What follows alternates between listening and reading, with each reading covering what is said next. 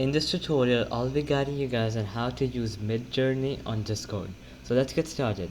So to join the server, you just have to type in the following link: discord.com/invite/midjourney. So once you click this, it's going to redirect you to the server and you can just join it. So once you're there in the server, you're just going to click on it, and you'll have to go down to the option of newcomers room, and then you can go to any of the channels right there. So now I'm gonna search up an image, so you can just do /imagine, and then I'm gonna write whatever I want an image to show up. So let's say I want an image of a kid. I'm just gonna enter. I'm just gonna wait for it to process and show me the picture. So I'm just gonna wait for it. It may take up 10 to 20 seconds.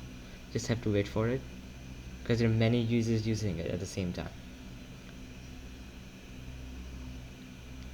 Just gonna wait for it.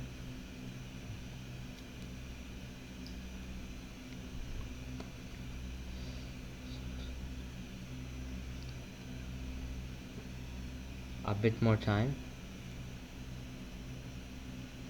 Alright, so there you go. As you guys can see, I searched up kid, and here is the 4 pictures of kid.